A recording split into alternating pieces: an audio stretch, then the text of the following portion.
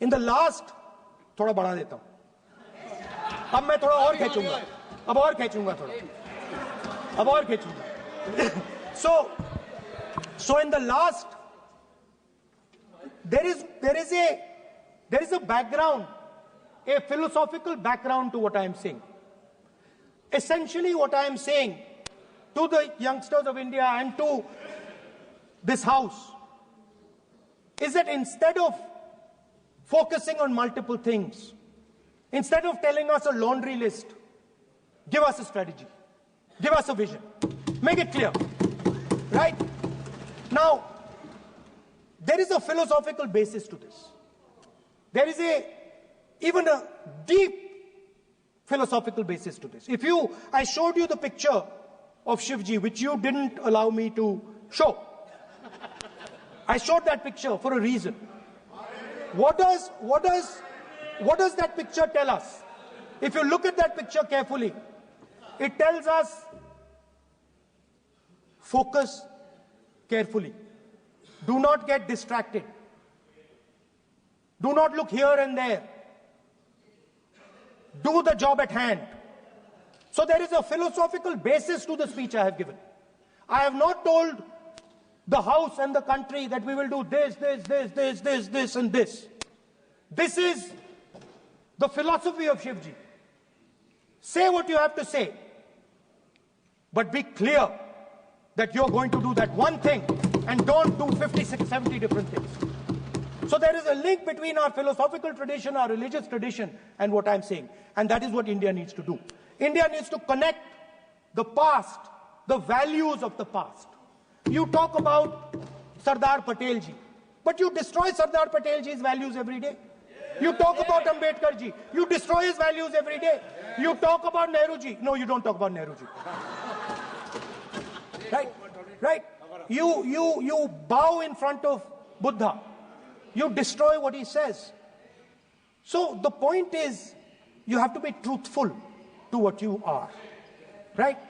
And it is important that when you are giving a way forward to the nation, there is clarity of purpose. There is no hatred, there is no violence, there is no anger, because these things are destroying our country. So my speech has not been angry, has not been nasty. My speech has been very polite, very kind, and I thank the Prime Minister for coming and listening to it. Last budget, there was a photograph. You remember the photograph? Of course. वो मक्खन बांटने वाली, हलवा बांटने वाली photo.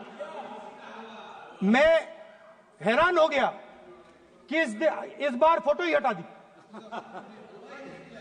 हलवा खिलाया मगर दिखाया नहीं किसको खिला रहे. Please. So at the center of any new development paradigm for this country, which runs parallel with the production paradigm I spoke of, which works together with the production paradigm I spoke of, is the participation of lower castes, OBCs, Dalits, Adivasis in the wealth of this country. If we look at the largest corporates in this country, they're all owned. None of them are owned by OBCs. None of them are owned by Dalits. None of them are owned by tribals. If we look at the biggest media companies that support the Prime Minister, every day we see the Prime Minister's pleasant face, smiling face on these media. None of them are owned by OBCs. None of them are owned by Dalits. None of them are owned by Adivasis. This is the fact. So central to any new development paradigm is the architecture of a new paradigm. And that architecture of the new paradigm can only be built once the caste census is placed on this table. Because once the caste census is placed on the table, we will know exactly how much of this country's wealth, how much of this country's power, how many of this country's institutions are owned by 90% of this country. There are OBC MPs in the BJP. There are OBC MPs in the BJP. There are Dalit MPs in the BJP. There are Adivasi MPs in the BJP. Remember, you are OBCs, you have 50% of the population, and you have absolutely no power. I know that you're sitting there and you cannot even open your mouth. That is the truth of the country. प्रधानमंत्री का चेहरा आपको दिखाई नहीं देता है। जाति जनगणना, प्रधानमंत्री का चेहरा आपको दिखाई नहीं देता क्या? Architecture, participation, revolution in this country that we are going to bring. ये कुछ दिखता नहीं है। सोनिया गांधी, प्रियंका, ये तो अपोजिशन को कुछ दिखाई नहीं देता है। ओबीसी बात करते हैं। So the idea is, Speaker sir, the idea.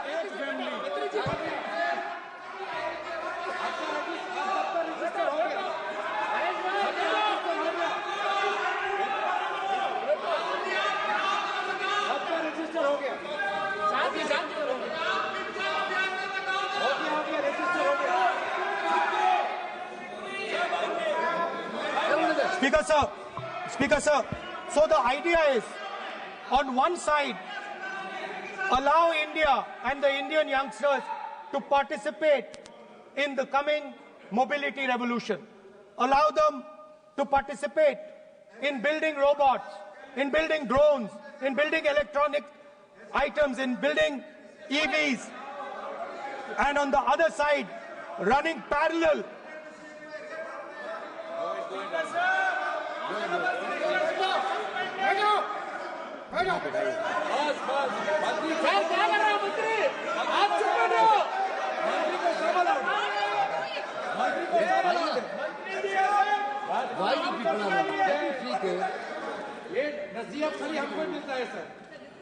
मैंने उनको ही मना The country, Speaker sir. ऐसा नहीं है।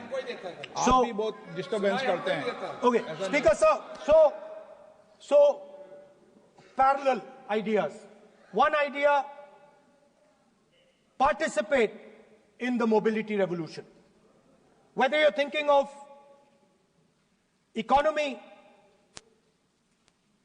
weapons, production, healthcare, India should participate in this revolution. India should become the master of the electric motor, master of the battery, master of optics, and master of AI applied on top of that production system. Now imagine the power of AI when we apply it to the caste census. You imagine what we will do with AI and what we will do with the social revolution in this country when we start to apply AI on the data that we get from the caste census. So we are going to run a parallel track. On one side, participation, revolutionizing the participation of Dalits, OBCs, Adivasis in the ruling of this country, in the institutions of this country, in distribution of wealth of this country.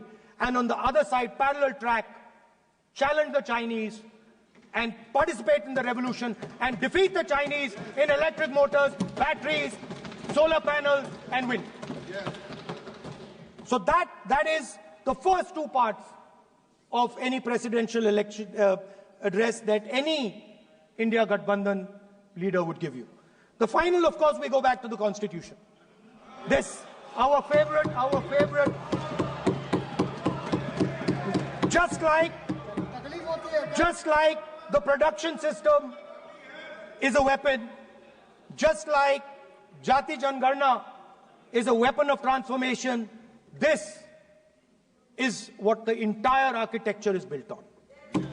I remember before the elections, all of you were saying 400 par, and you were saying you would change this.